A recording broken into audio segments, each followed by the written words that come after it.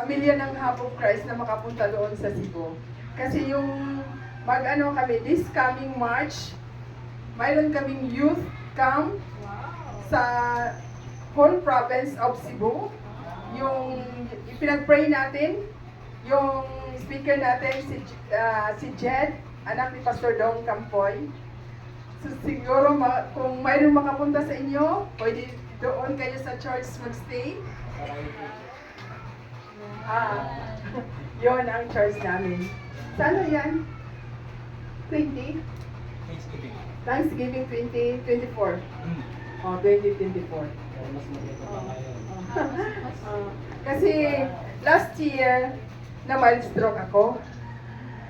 Mild stroke. Yung ano ko, yung kalahating katawan. Doon kami sa may seminar kami doon sa Paranaque. Sabi ng asawa ko, Han, bakit ganyan ang mukha mo? Na yung bibig ko parang nagano na. Pero wala akong magawa. Sabi ko sa Panginoon, Lord, may plano ka. Galing kong pasasalamat ako sa Panginoon, palagi akong nagpapasalamat sa Kanya. Na yung healing ba, hindi ako kinabahan kung anong nangyari ko. Yung buhay ko, binigay ko sa Panginoon.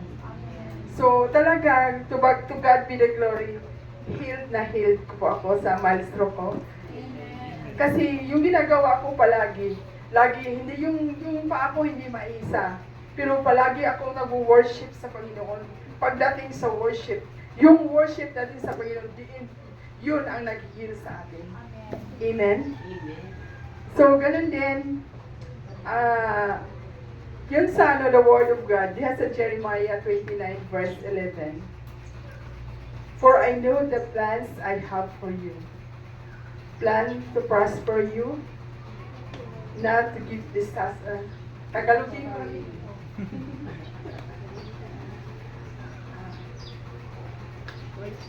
Ayun, saglit na lang. 29 verse 11.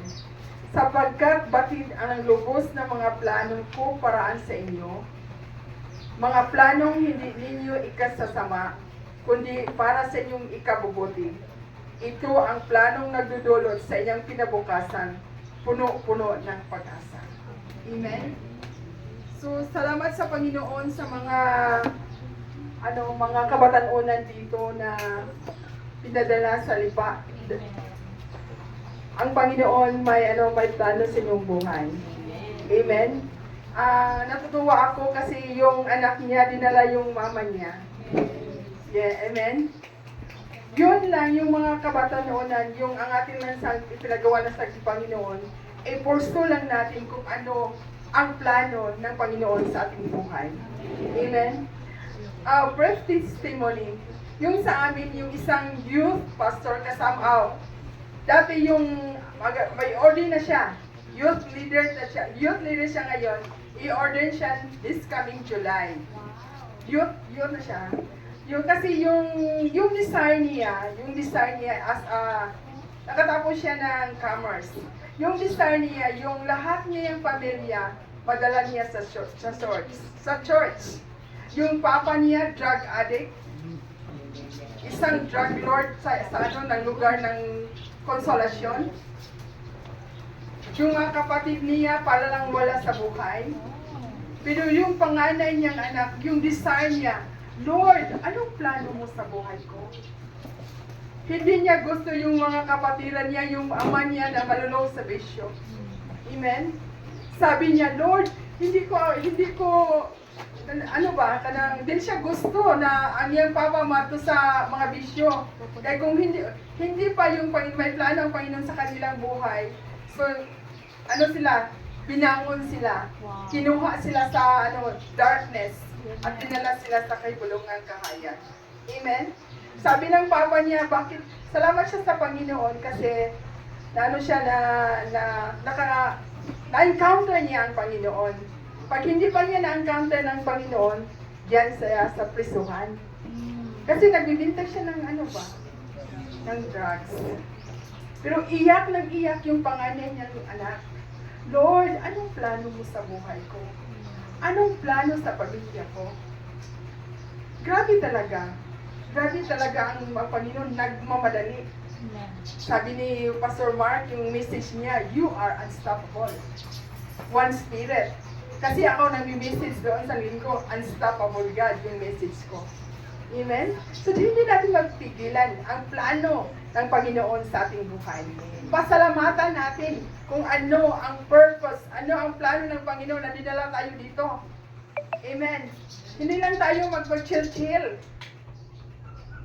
Ibigay natin ang buhay natin sa Panginoon. Amen. Ang buhay natin paglilingkod sa Panginoon, ibigay natin.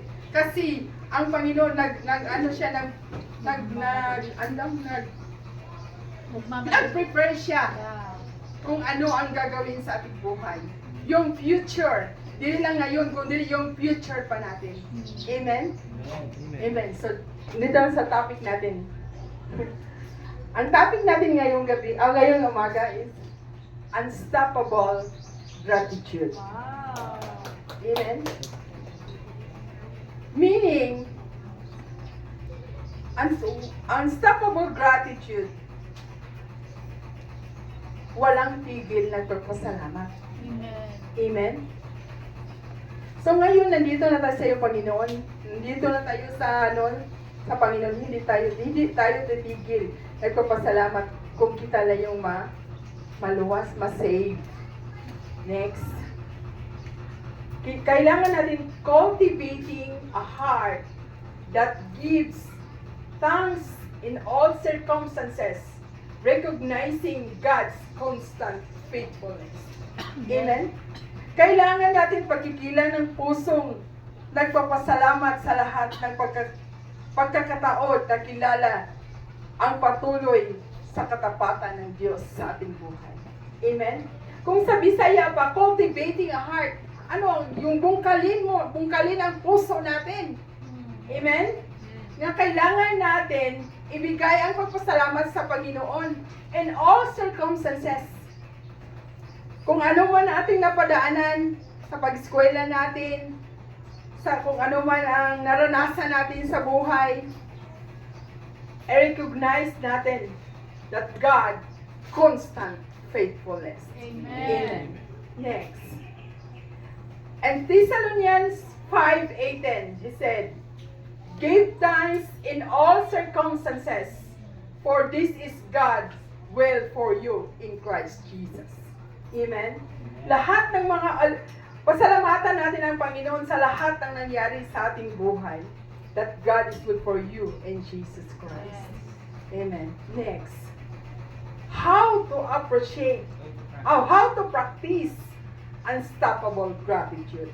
Paano natin isagawa ang walang pagpasalamat sa Panginoon? Una, the morning commitment. Ano ang morning natin sa commitment? Pag gumising tayo sa umaga, anong gagawin natin?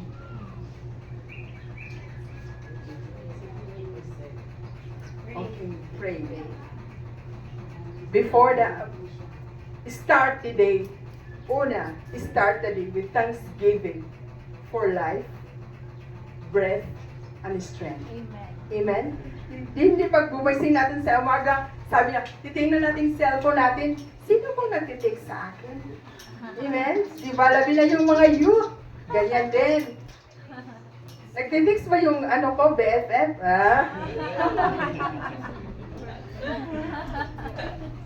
Sa lahat natin gagawin, unahin natin ang Panginoon. Amen. Kasi nakamata pa tayo ng malusog. Naka-bread pa tayo. Yung bread natin ginawa is pray. Diba yung iba na binayaran? May isa yung how to practice unstoppable gratitude. Yung prayer commitment natin sa Panginoon. Amen. Next. Gratitude and trials. Choosing to God for who is good, loving, and in control, even life is bitter. Amen? Totoo ba yan? Totoo. Panahon sa mga panahon sa circumstances sa among kinabuhi.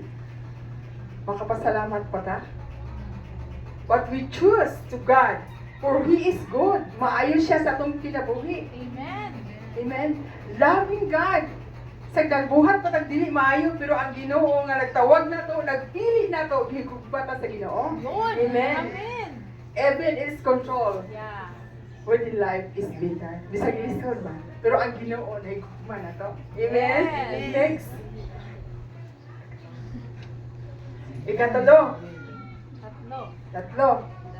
Pasensya na mga igsoon kasi yung ano namin. Nagpadali ako kasi baka hindi ako makahabol sa airplane. Ikatatlo, how to practice unstoppable gratitude. Giving thanks in advance. Wow. Pasalamatan ginato ang Ginoo. Di ba? Pasalamat ko sa Ginoo ini nga place nga naibuhaton ang Ginoo. Yes. Gagawin si Lord. May gagawin si Lord. Ang atin lang, kung ano ang ipagawa ni Lord, follow lang ta. Yes. Amen? Hindi, sabi ng mga sabi ni Pastor Mark o Pastor Dona, yan kayo. Pero kayo mag-iba, maghimo ng ibang daan. Paano yan? For example, the following example of Jesus by thanking God for answers before it arrives. Wow. Amen. Next.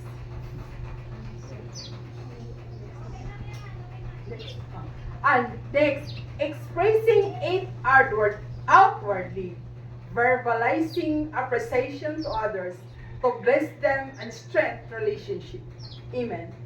Expressing outwardly. Kung ano ang ginawa ng ating pastor at pastora dito, give it appreciation. Yan sa kagabuhay kundi sa iba nating mga i-bless natin yung ibang mga kaison.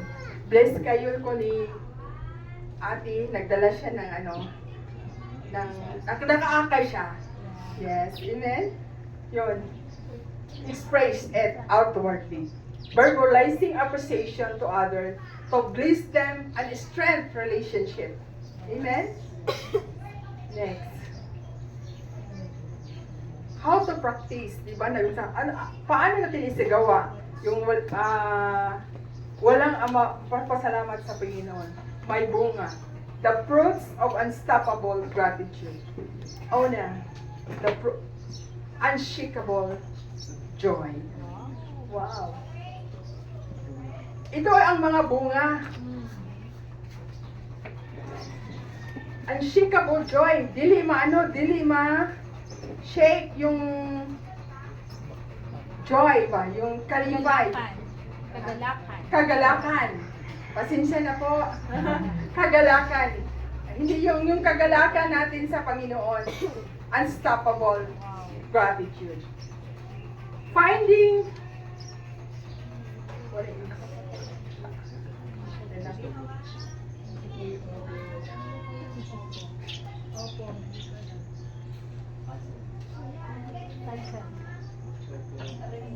unshakable joy.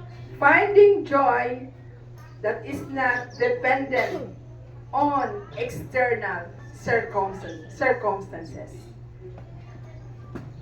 Ang kalipay, hindi natin marable dependent sa atong sulod and all sa tanang mga situations sa kinabuhi. Amen? Kung makaplaga nato diha sa atong sulod, the inner peace, finding worry to prayer. Kung mayroon tayong kabalaka,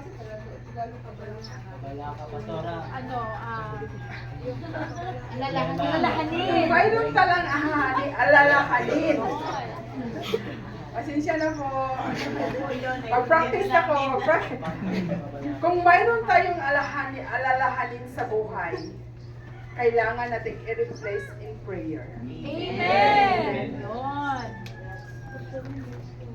Kaya kung wala tayong, may worry tayo, hindi dahil sa prayer, kung saan, for example, mayroon tayong problema, punta tayo sa hindi magtotoo, magsasabi sa inyo na ganun.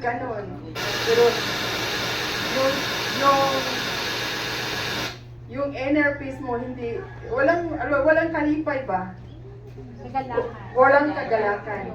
For in prayer, Jesus is answered prayer for your worry. Wow. Amen. Do it in prayer. Spiritual, the fruits of unstoppable gratitude is the supernatural acceleration. Unstoppable gratitude can lead to divine acceleration. Amen.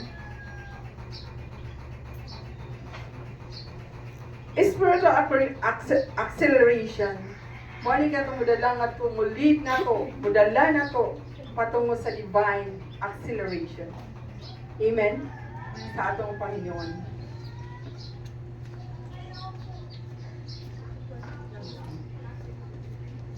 Next.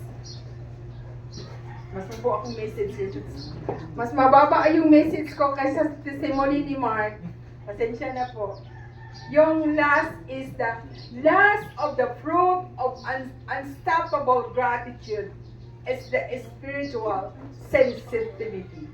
Amen. If you have this fruit of spiritual sensitivity, keeping your spirit clean and tuned to receive the signal and blessing. Amen. Kung mayroon tayong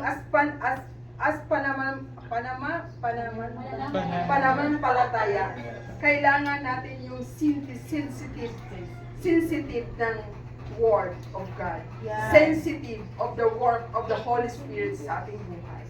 Amen. Maliit lang yan. Sabi niya, gawin mo yan. Huwag mong gawin yan. Pero ginawa mo. So, di ba? Kailangan natin yan sensitive tayo. Kasi nakita natin yung mundo natin ngayon. Yung mga kabatanunan. Yung mga kabataan. Grabe talaga yung mundo. Grabe yung mundo maghihila sa atin. Pag hindi tayo sensitive in the spirit, mahihila tayo. Kailangan natin ngayon, 2026, kasi is the year of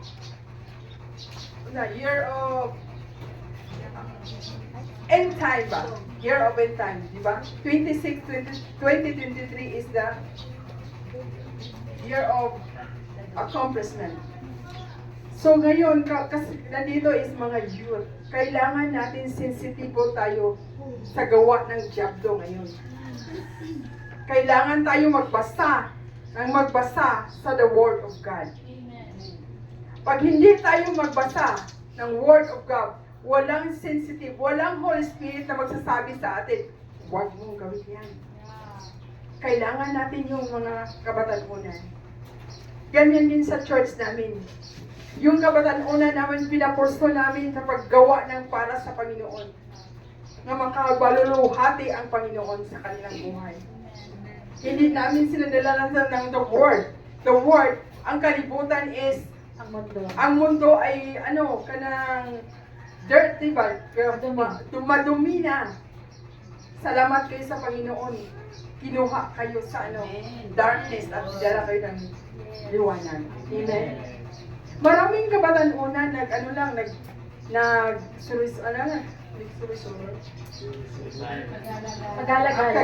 maraming kabatanunan nagala-gala lang, di ba?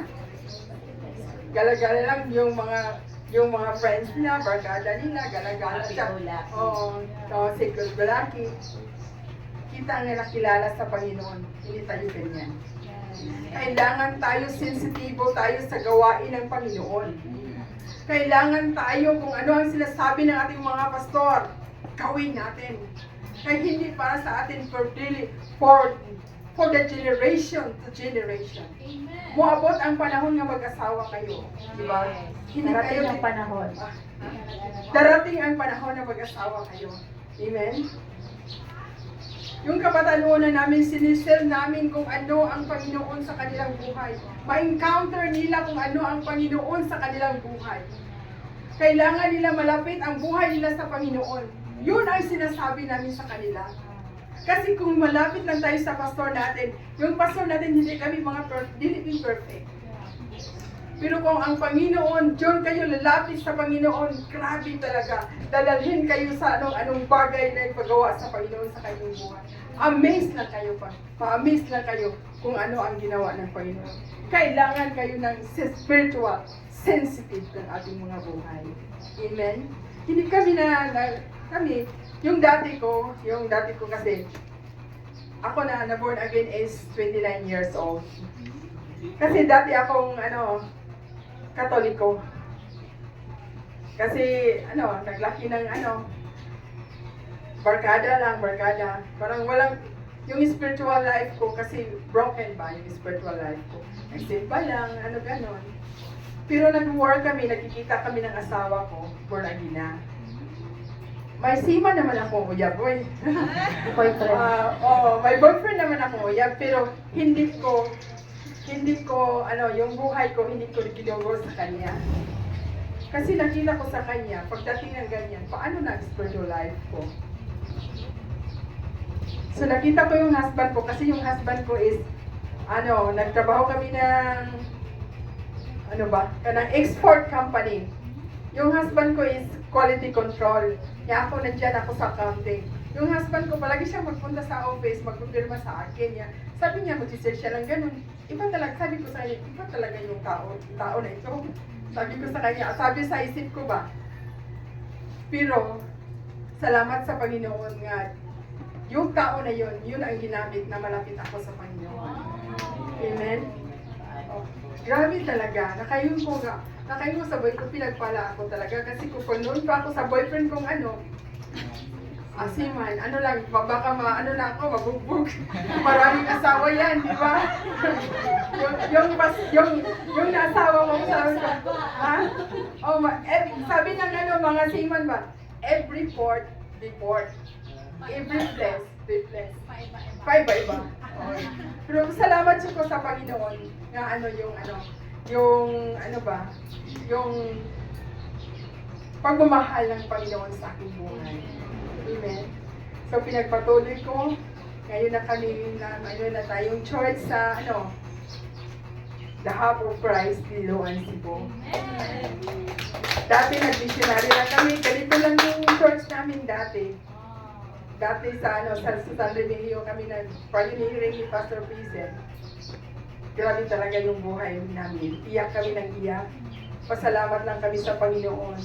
Na sabi namin sa Panginoon na, Lord, bigyan mo kami ng mga honorable anak para magamit mo sa Panginoon. Hindi lang sa ngayon, salamat kami sa Panginoon. Ngayon ang topic ko, unstoppable gratitude.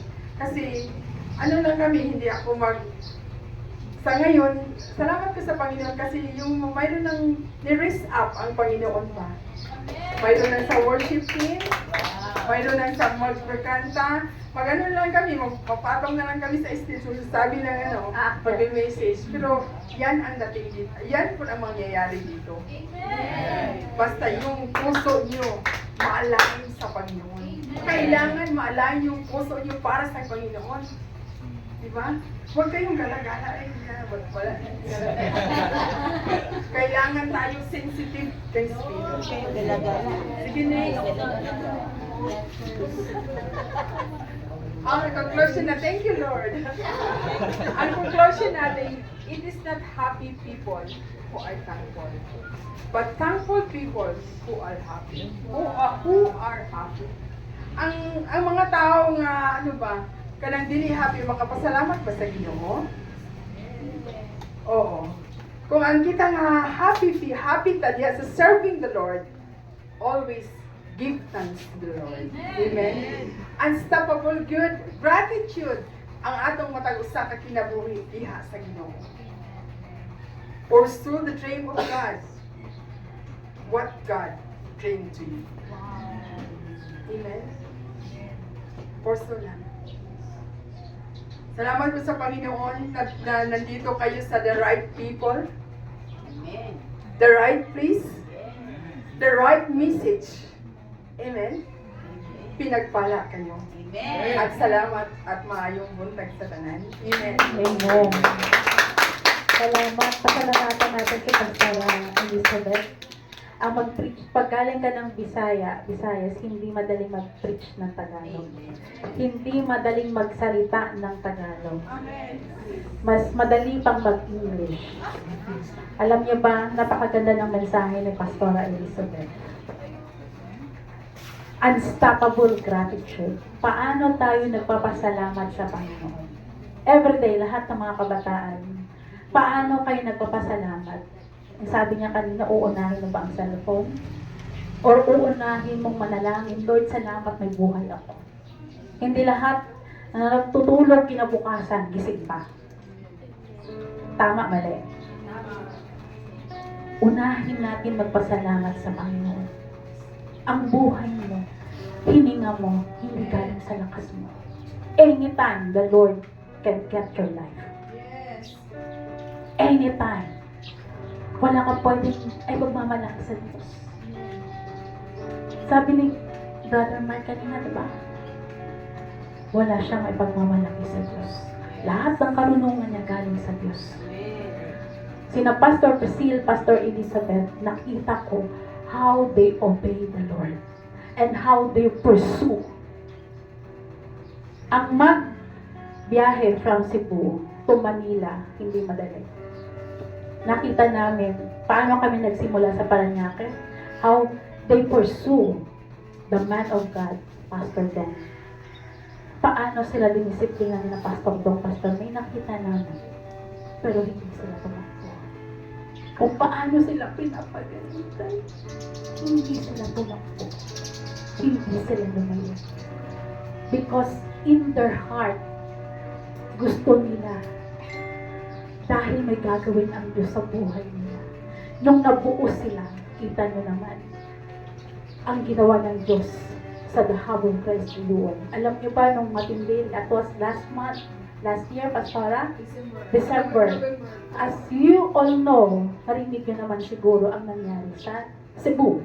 At ang pinaka-center ng baha ay sa Luwan. Alam nyo ba, dito mo makita ang kamay ng Diyos. Ang mga lingkod nila. Ang simbahan natin. Ang simbahan ng The Hub of Christ Luwan is nearby. Malapit sa ilog. Napapaligiran sila ng ilog.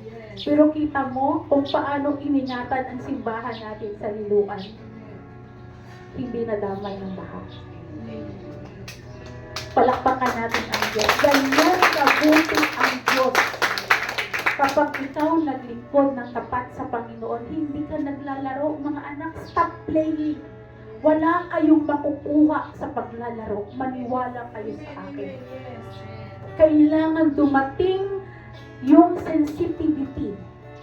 Dumating sa punto ng buhay ninyo na kailangan mag-grow, mag-mature. Amen? Hindi tayo pabata, mga anak. Ang edad nyo hindi 10, 9, 8. No. Every year, kung ikaw ay 11, next year, 12, 13, 14. Kaya kailangan natin ng mature. Sabi ni Kuya Mark, stop playing. Stop playing your life. Alam nyo kami, mga pastor, hindi kaya madali. Iniwanan namin ang gusto namin para magbuo ng buhay. Kung paano kami nabuo, ganun din ang gagawin namin. Dati naglalaro din naman kami. Pero nang narinig namin ang salita ng Diyos, merong nagpakamagulang sa amin. Dumating kami sa sensitivity. Lord, mag-desisyon kami. Iiwanan ko yung lumang buhay ko. Magpapagkapit ako sa Panginoon. Dahil ang Diyos nagmamadali. Ang Diyos hindi naglalaro. Tandaan mo yun. There is a great commission. Alam niyo ba ang mundo ngayon? They are praying. Lahat ng mga born-again churches, lahat ng evangelical churches, 7 years na lang. We don't know if that 7 years darating na si Jesus. We don't know. Pero lahat ng simbahan ngayon naghahanda. Ikaw, paano ka naghahanda? Paano ka nagpapasalamat sa Panginoon? Itong 2026, maging seryoso tayo. Seryoso tayo maglingkod. Seryoso tayong unahin ang Diyos sa buhay natin. Kung ikaw pinapaaral, mag-aral ka. Yes. Huwag mong laruan ang pag-aaral. Huwag mong haluan ang paglalaro. Huwag mong haluan ang pag-boyfriend. Huwag mong hahaluan ang pag-girlfriend. Mapapahama ka. Kung ikaw dinisiplina ng magulang mo, mag-ayos ka. Huwag mo siyang takbuhan. Huwag mo siyang layuan. Mapapahama ka. Ito ang unstoppable gratitude. Paano ka nagpapasalamat sa Panginoon na walang hanggan? Amen? Tayo po'y tumayo. Hallelujah. Siyarahan na namang katarahan. Lord, salamat. Salamat, Panginoon. Ikaw ang Diyos namin noon, ngayon, at magpakailanman. Salamat sa mensahe na aming na-receive. At ito'y tinanggap namin ang aming buong puso. Salamat, Lord. Ang mensahe na ito, hindi ito pupunta sa kabilang tenga, lalabas sa tenga. Kung hindi ang mensahe na ito, Panginoon, ma-absorb ng puso namin, manarish ng puso namin, Panginoon, na ito'y dumaloy sa aming buong pagkatao, Panginoon. Lord, salamat. Tinuturuan mo kami sa umagang ito kung paano ka namin unahin, kung paano ka namin uunahin, paano ka namin ipapriority sa lahat ng bagay. Lord, we will seek you. We will seek you first, O Father God.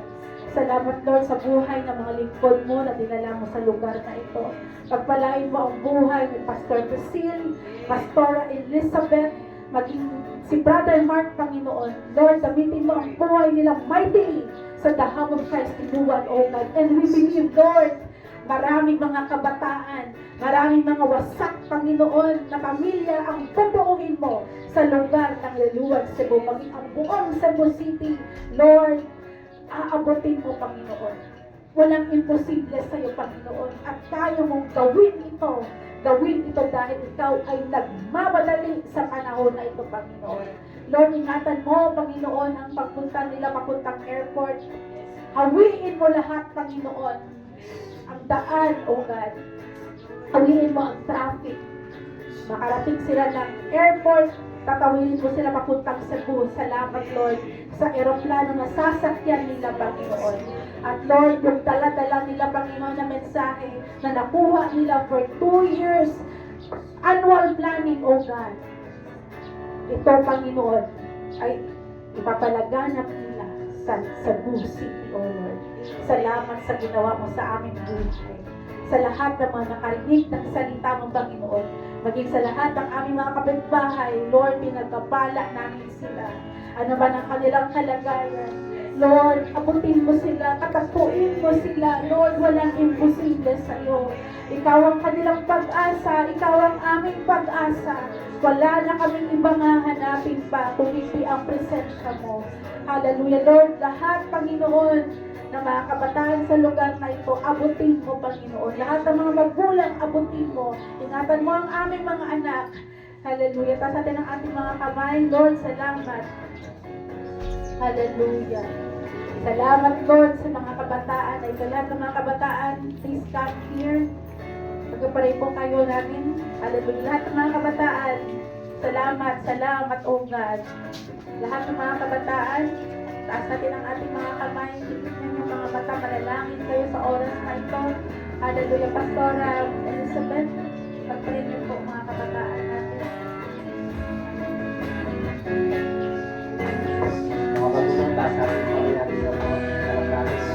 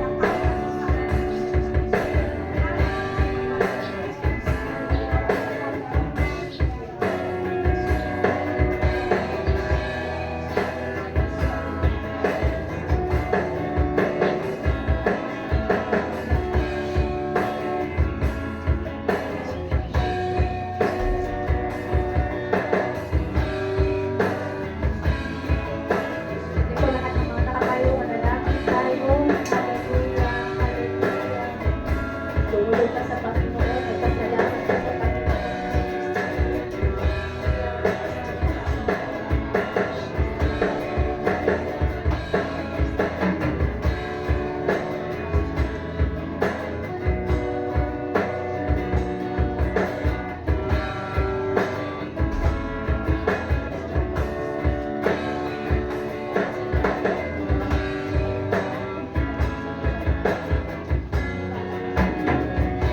Gusto ba po ipanalangin? Pwede po kayo pumunta dito sa harap at kayo papadalangin.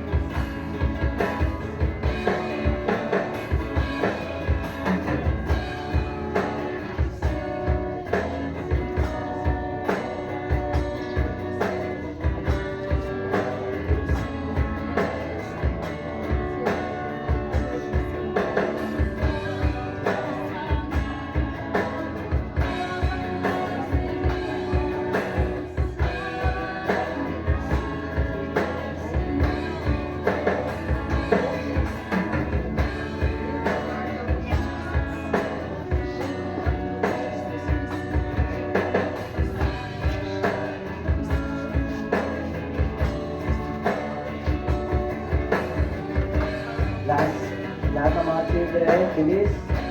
1 minute, ipag-prepare kayo ni Pastora. Walang mahirap.